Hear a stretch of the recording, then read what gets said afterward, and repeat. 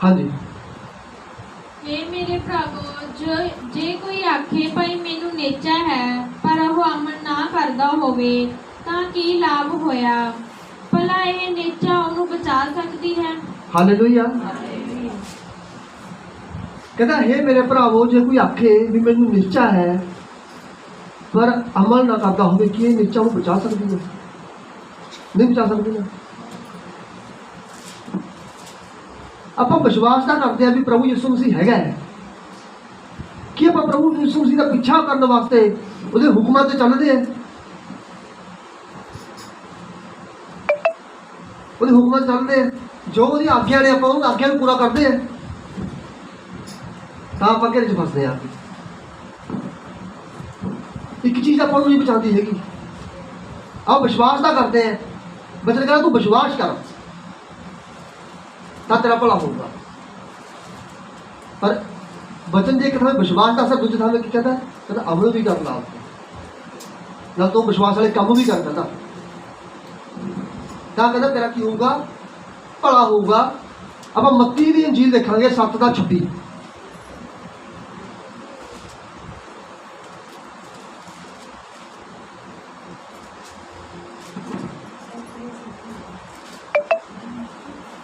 ਅਤੇ ਹਰੇਕ ਜੋ ਮੇਰੇ ਇਹ ਵਚਨ ਸੁਣਦਾ ਹੈ ਅਤੇ ਉਹਨਾਂ ਉੱਤੇ ਨਹੀਂ ਚੱਲਦਾ, ਉਹ ਉਸ ਮੂਰਖ ਵਰਗਾ ਠਹਿਰਾਇਆ ਜਾਵੇਗਾ ਜਿਹਨੇ ਆਪਣਾ ਘਰ ਰੇਤ ਉੱਤੇ ਬਣਾਇਆ ਅਤੇ ਮੀਂਹ ਵਰਿਆ ਤੇ ਹੜ੍ਹ ਆਏ ਅਤੇ ਹਨੇਰੀਆਂ ਵਗੀਆਂ ਔਰ ਉਸ ਘਰ ਨੂੰ ਧੱਕਾ ਮਾਰਿਆ ਅਤੇ ਢਹਿ ਪਿਆ ਅਤੇ ਉਹਦਾ ਵੱਡਾ ਨਾਸ਼ ਹੋਇਆ। ਹਾਲੇਲੂਇਆ। ਪਿਛਲੇ ਹਫ਼ਤੇ ਵਚਨ ਪੜ੍ਹਿਆ ਸੀ ਆਪਾਂ ਨੇ। ਹੁਣ ਕਹਿੰਦਾ ਕੀ ਕਰਦੇ? ਦੁਬਾਰੇ ਪੜ੍ਹੋ ਜੀ ਉਹੀ ਵਚਨ, ਪਹਿਲਾਂ ਹੱਥ ਰੱਖ ਲੈ ਉੱਥੇ, ਉਹ ਪੇਜ ਦਾ ਰੱਖਣਾ ਪਰ ਉਹਦੀ ਤਾਂ ਕਹਿੰਦਾ ਕੀ ਹੋਇਆ? ਪਹਿਲਾਂ ਆਪਾਂ ਪੜ੍ਹਿਆ ਯਾਕੂਬ ਦੀ ਪੱਤਰੀ 2:14। ਹਾਂ, हे मेरे भरावो, जे कोई आखे भाई मैनू नेचा है, ਮੈਨੂੰ ਕਹਿੰਦਾ ਆਖੇ ਵੀ ਮੈਨੂੰ ਨੀਚਾ ਹੈ, ਮੈਨੂੰ ਵਿਸ਼ਵਾਸ ਹੈ, पर भला अमल ना करता होवे ਪਰ ਉਹ ਕੰਮ ਨਾ ਕਰਦਾ ਹੋਵੇ ਵਿਸ਼ਵਾਸ ਵਾਲੇ, ਤਾਂ ਕੀ ਲਾਭ ਹੋਇਆ? ਤਾਂ ਕਹਿੰਦਾ ਕੀ ਫਾਇਦਾ ਹੋਇਆ ਉਹਦਾ ਵਿਸ਼ਵਾਸ ਕਰਨ ਦਾ? ਉਹ ਵਿਸ਼ਵਾਸ ਉਹਦਾ ਅਧੂਰਾ ਹੈ ਨਾ, ਉਹ ਅਧੂਰਾ ਵਿਸ਼ਵਾਸ ਉਹਦਾ। ਭਲਾ ਇਹ ਨੇਚਾ ਨੂੰ ਬਚਾ ਸਕਦੀ ਹੈ? ਇਹ ਨੀਚਾ ਉਹਨੂੰ ਬਚਾ ਸਕਦੀ ਹੈ। ਹੁਣ ਕਹਿੰਦਾ ਉਹ ਉਸ ਇਨਸਾਨ ਵਰਗਾ ਹੈ ਜਿਹਨੇ ਕਹਿੰਦਾ ਬਚਨ ਸੁਣਿਆ ਤੇ ਉਹਨੂੰ ਛੱਡਦਾ, ਹੁਣ ਆਪਣੀ ਜ਼ਿੰਦਗੀ 'ਚ ਪੂਰਾ ਨਹੀਂ ਕੀਤਾ। ਪਰ ਜਿਹੜਾ ਲੋਕ ਵਿਸ਼ਵਾਸ ਕਰਦੇ ਨੇ ਔਰ ਉਹਦੇ ਚੱਲਦੇ ਨੇ ਬਚਨ ਦੇ ਉੱਤੇ, ਤਾਂ ਕਹਿੰਦਾ ਉਹ ਸਥਿਰ ਰਹਿੰਦੇ ਨੇ। ਪਰ ਕੋਈ ਵੀ ਕਹਿੰਦਾ ਉਹਨਾਂ ਦੇ ਉੱਤੇ ਕਹਿੰਦਾ ਕੋਈ ਹਨੇਰੀ ਆਉਂਦੀ ਹੈ, ਕੋਈ ਤੂਫਾਨ ਆਉਂਦਾ, ਉਹ ਨਹੀਂ ਢਹਿੰਦਾ, ਉਹ ਸਥਿਰ ਰਹਿੰਦਾ, ਉਹ ਘਰ ਬਣ ਜਾਂਦਾ ਜਿਹੜੇ ਉਹ ਬਚਨਾਂ 'ਤੇ ਚੱਲਦੇ ਨੇ ਲੋਕ। ਹਾਂਜੀ, ਆਪਾਂ ਯਾਕੂਬ ਦੀ ਪੱਤਰੀ 2:15 ਪੜਾਂਗੇ ਹੁਣ ਆਪਾਂ ਇਸ ਲਈ। ਜੇ ਕੋਈ ਭਾਈ ਜਾਂ ਭੈਣ ਨੰਗਾ ਅਤੇ ਰਜਵੀ ਰੋਟੀ ਤੋਂ ਥੁੜਿਆ ਹੋਵੇ ਅਤੇ ਤੁਸਾਂ ਵਿੱਚੋਂ ਕੋਈ ਉਹਨਾਂ ਨੂੰ ਆਖੇ ਭਾਈ ਸੁੱਖ ਸਾਧ ਨਾਲ ਜਿਓ, ਨਿੱਘੇ ਅਤੇ ਰੱਜੇ ਪੁੱਜੇ ਰਹੋ, ਪਰ ਜਿਹੜੀਆਂ ਵਸਤਾਂ ਸਰੀਰ ਲਈ ਲੋੜੀਂਦੀਆਂ ਹਨ ਉਹ ਤੁਸਾਂ ਉਹਨਾਂ ਨੂੰ ਨਾ ਦਿੱਤੀਆਂ, ਤਾਂ ਕੀ ਲਾਭ ਹੋਇਆ? ਹਾਲੇਲੂਇਆ। ਹੁਣ ਬਚਨ ਕੀ ਦੱਸਦਾ? ਆਪਣਾ ਆਪਣੇ ਘਰੇ ਕੋਈ ਆ ਜੇ ਭੁੱਖਾ ਹੋਵੇ, ਪਿਆਸਾ ਹੋਵੇ, ਆਪਾਂ ਜਾਣ ਲੱਗੇ ਨੂੰ ਕਹੀਏ, ਉਹਨੂੰ ਕਹਿ ਦਈਏ ਵੀ ਤੂੰ, ਮੈਂ ਤੈਨੂੰ ਆਸ਼ੀਸ਼ ਦਿੰਦਾ, ਤੂੰ ਰੱਜਿਆ ਪੁੱਜਿਆ ਰਹਿ, ਤੈਨੂੰ ਕਿਸੇ ਚੀਜ਼ ਦਾ ਘਾਟਾ ਨਾ ਹੋਵੇ, ਮੈਂ ਤੈਨੂੰ ਆਸ਼ੀਰਵਾਦ ਦਿੰਦਾ, ਤੂੰ ਜਾ, ਪਰਮਾਤਮਾ ਤੇਰੇ ਨਾਲ ਹੈ। ਪਰ ਉਹਨੂੰ ਜਿਹੜੀ ਚੀਜ਼ ਦੀ ਲੋੜ ਆ ਉਹ ਕੋਈ ਦਿੱਤੀ ਨਹੀਂ, ਉਹਨੂੰ ਪਿਆ ਤਾਂ ਉਹਨੂੰ ਪਾਣੀ ਤਾਂ ਪਿਆ ਹੀ ਨਹੀਂ, ਆਪਾਂ ਰੋਟੀ ਤਾਂ ਉਹਨੂੰ ਖਵਾਈ ਨਹੀਂ। ਆਸ਼ੀਸ਼ ਦੇਣ ਦਾ ਕਹਿੰਦਾ ਤੇਰਾ ਕੀ ਫਾਇਦਾ ਹੋਇਆ? ਤੇਰਾ ਕਹਿੰਦਾ ਜਿਹੜਾ ਵਿਸ਼ਵਾਸ ਹੈ ਉਹ ਇਸ ਤਰ੍ਹਾਂ ਦਾ ਵਿਸ਼ਵਾਸ ਹੈ, ਕਹਿੰਦਾ ਤੇਰਾ ਅਧੂਰਾ ਵਿਸ਼ਵਾਸ ਹੈ, ਕਹਿੰਦਾ ਤੇਰਾ ਵਿਸ਼ਵਾਸ ਕਰਦਾ, ਕਹਿੰਦਾ ਤੂੰ ਵਿਸ਼ਵਾਸ ਵਾਲੇ ਪਰ ਕੰਮ ਨਹੀਂ ਕਰਦਾ, ਕੰਮ ਤੇਰੇ ਵਿਸ਼ਵਾਸ ਵਾਲੇ ਨਹੀਂ ਹੈਗੇ, ਕਹਿੰਦਾ ਤੂੰ ਵਿਸ਼ਵਾਸ ਵੀ ਕਰਦੇ, ਕਹਿੰਦਾ ਤੂੰ ਕੀ ਕਰ, ਉਹ ਕੰਮ ਵੀ ਕਰ, ਕਹਿੰਦਾ ਵਿਸ਼ਵਾਸ ਵਾਲੇ। ਫਿਰ ਕਹਿੰਦਾ ਤੇਰਾ ਕੀ ਹੋਊਗਾ? ਬਚਨ ਸਥਿਰ ਹੋਊਗਾ, ਫਿਰ ਤੂੰ ਬਚਨ ਤੇ ਚੱਲੇਗਾ। ਨਹੀਂ ਕਹਿੰਦਾ ਤੂੰ ਕੀ ਕਰਦਾ, ਅਧੂਰਾ ਹੈ। ਉਹ ਕਹਿੰਦਾ ਤੇਰੇ ਕੋਲੇ ਆਇਆ ਹੈ, ਤੂੰ ਕਹਿੰਦਾ ਉਹਨੂੰ ਆਸ਼ੀਸ਼ ਦਿੱਤੀ ਖਾਲੀ ਵੀ ਤੂੰ ਰੱਜਿਆ ਪੁੱਜਿਆ ਹੈ, ਤੂੰ ਸੁੱਖ ਸਾਧ ਨਾਲ ਜਾ, ਪਰ ਉਹਨੂੰ ਭੁੱਖ ਲੱਗੀ ਸੀ, ਰੋਟੀ ਨਹੀਂ ਦਿੱਤੀ, ਉਹਨੂੰ ਪਿਆਸ ਲੱਗੀ ਸੀ, ਉਹਨੂੰ ਪਾਣੀ ਨਹੀਂ ਪਿਆਇਆ, ਫਿਰ ਕੀ ਫਾਇਦਾ ਹੋਇਆ ਤੇਰਾ ਆਸ਼ੀਸ਼ ਦੇਣ ਦਾ? ਕਹਿੰਦਾ ਹੁਣ ਆਪਾਂ ਇੱਥੋਂ ਹੀ ਦੇਖਾਂ, ਇੱਥੇ ਹੱਥ ਰੱਖ ਲੈਣਾ, ਇਹਨੂੰ ਬਦਲਣਾ ਨਹੀਂ ਆਪਾਂ ਨੇ। ਅੱਗੇ ਮੱਤੀ ਦੀ ਇੰਜੀਲ 25 ਤੇ ਚੱਲਾਂਗੇ ਆਪਾਂ, ਉਹਦਾ 35 ਤੇ 36 ਦੋ ਵਚਨ ਪੜਾਂਗੇ।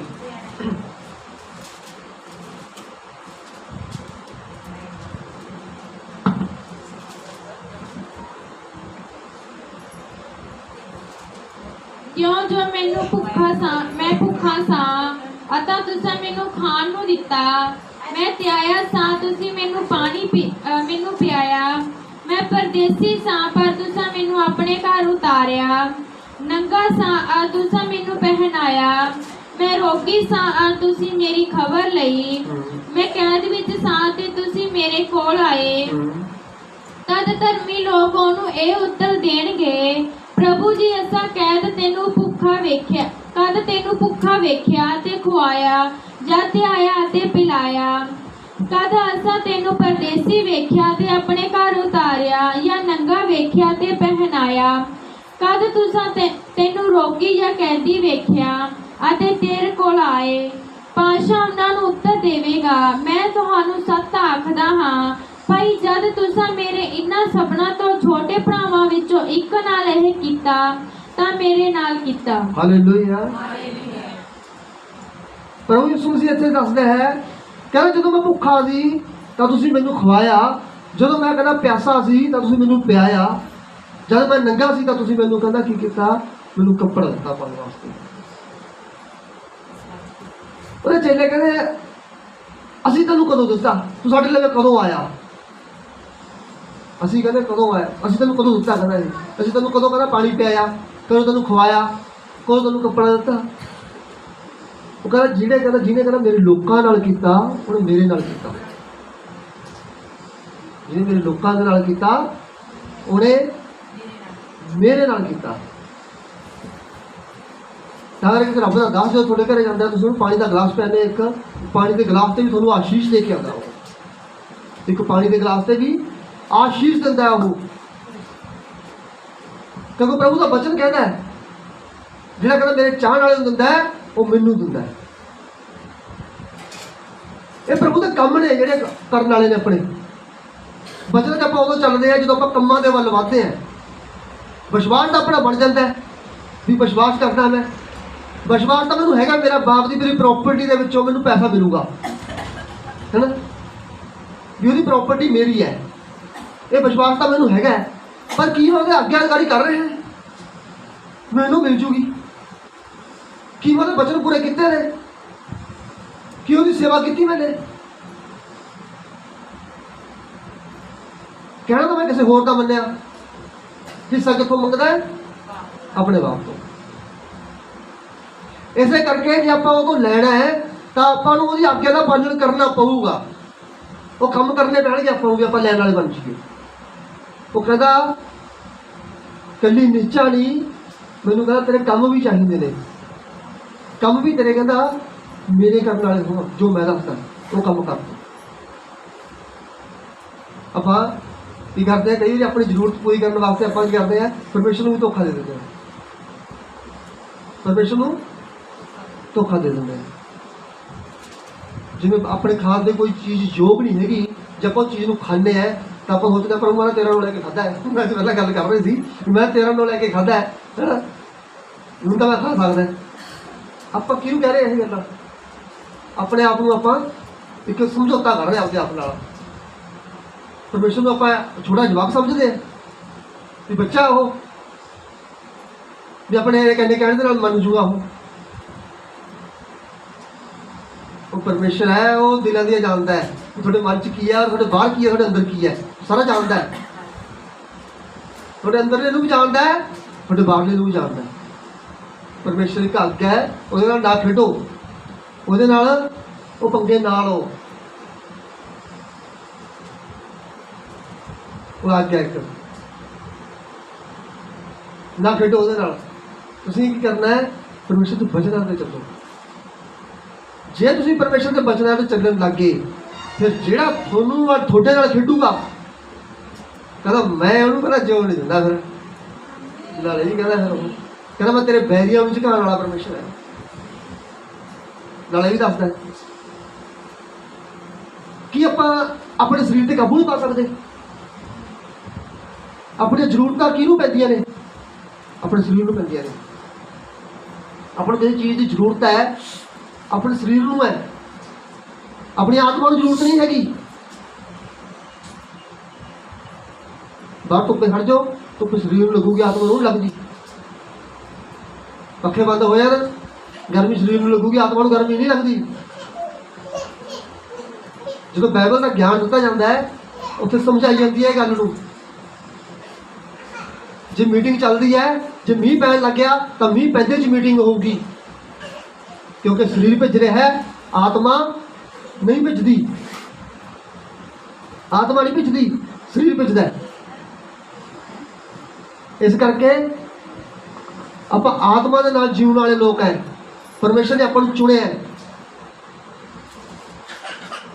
ਉਹਨੇ ਸੰਸਾਰ ਦੇ ਵਿੱਚੋਂ ਚੁਣਿਆ। ਭੁੱਖ ਆਤਮਾ ਨੂੰ ਲੱਗਦੀ, ਭੁੱਖ ਸਰੀਰ ਨੂੰ ਲੱਗਦੀ ਹੈ। ਕਿਹਦੇ ਵਾਸਤੇ ਵੀ ਪਰਚਾ ਕੇ ਦੇਖ ਲਿਓ। ਆਤਮਾ ਨੂੰ ਭੁੱਖ ਬਚਨ ਦੀ ਲੱਗਦੀ ਹੈ, ਸਰੀਰ ਨੂੰ ਭੁੱਖ ਉਦੋਂ ਲੱਗੂਗੀ ਜਦੋਂ ਤੁਸੀਂ ਬਚਨ 'ਚ ਨਹੀਂ ਹੋਵੋਗੇ।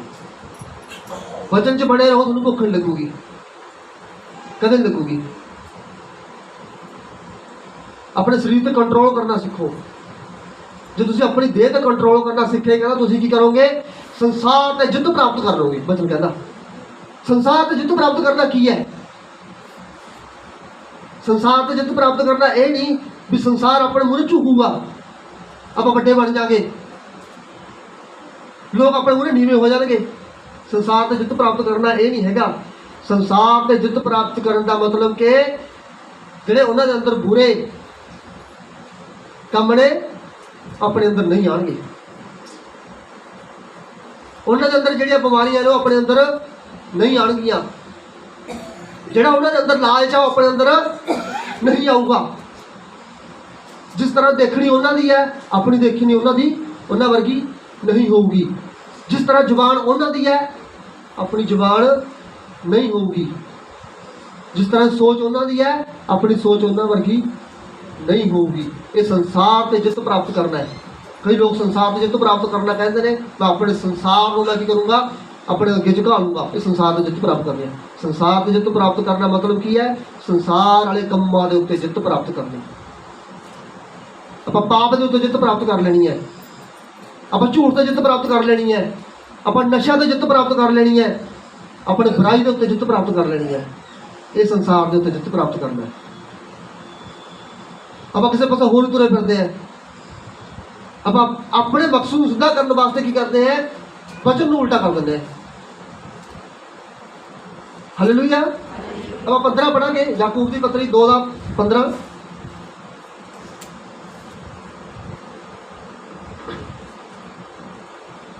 ਜੇ ਕੋਈ ਭਾਈ ਜਾਂ ਭੈਣ ਨੰਗਾ ਤੇ ਰਜਵੀ ਰੋਟੀ ਤੋਂ ਥੁੜਿਆ ਹੋਵੇ ਅਤੇ ਤੁਸਾਂ ਹਾਲੇਲੂਇਆ। 16 ਪੜਨਾ, 15 ਪੜਦਾ ਸੀ ਆਪਾਂ ਨੇ, 16 ਪੜਨਾ। ਅਤੇ ਤੁਸਾਂ ਵਿੱਚੋਂ ਕੋਈ ਉਹਨਾਂ ਨੂੰ ਆਖੇ ਭਾਈ ਸੁੱਖ ਸਾਂਦ ਨਾਲ ਜੀਓ, ਨਿੱਘੇ ਅਤੇ ਰੱਜੇ ਪੁੱਜੇ ਰਹੋ, ਪਰ ਜਿਹੜੀਆਂ ਵਸਤਾਂ ਸਰੀਰ ਲਈ ਲੋੜੀਂਦੀਆਂ ਹਨ ਉਹ ਤੁਸਾਂ ਉਹਨਾਂ ਨੂੰ ਨਾ ਦਿੱਤੀਆਂ ਤਾਂ ਕੀ ਲਾਭ ਹੋਇਆ? ਹਾਂ, ਜੋ ਆਪਾਂ ਨੂੰ ਅਸ਼ੀਸ਼ਤਾ ਦੇ ਰਹੇ ਹੈ ਵੀ ਤੁਸੀਂ ਕੀ ਰਹੋ? ਰੱਜੇ ਪੁੱਜੇ ਰਹੋ, ਪਰ ਜੋ ਉਹਨਾਂ ਨੂੰ ਚੀਜ਼ ਦੀ ਲੋੜ ਹੈ ਉਹ ਆਪਾਂ ਨਹੀਂ ਦਿੱਤੀ ਤਾਂ ਉਹਦਾ ਕੀ ਲਾਭ ਹੋਇਆ? ਤੁਸੀਂ ਇੱਥੇ ਆਉਂਦੇ ਹੋ, ਤੁਹਾਨੂੰ ਇੱਥੇ ਬਚਨ ਦੀ ਖੁਰਾਕ ਮਿਲਦੀ ਹੈ, ਤੁਹਾਨੂੰ ਇੱਥੇ ਬਚਨ ਦੱਸਿਆ ਜਾਂਦਾ ਹੈ, ਤੁਹਾਨੂੰ ਇੱਥੇ ਆਤਮਾ ਤੁਹਾਡੀ ਕੀ ਕਰਦੀ ਹੈ? ਮਜ਼ਬੂਤ ਕੀਤੀ ਜਾਂਦੀ ਹੈ।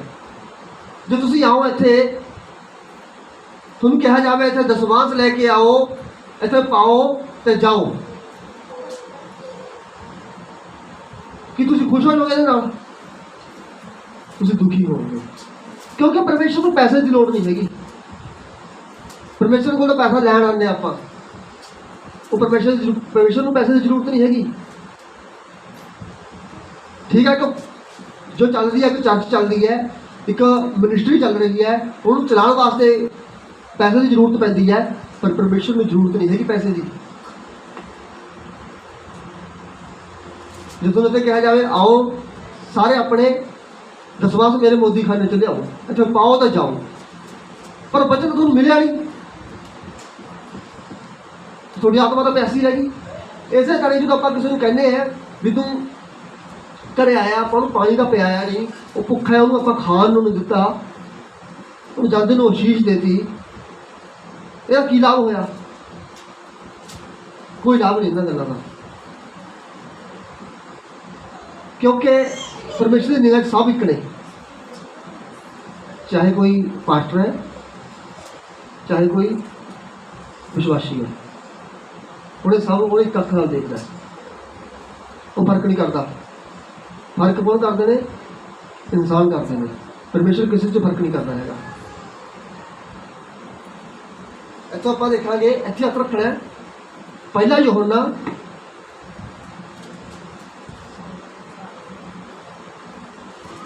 ਪਹਿਲਾ ਯਹੋਨਾ 18 ਤੋਂ 24 ਤੱਕ ਪੜ੍ਹਨਾ ਆਪਾਂ ਨੇ।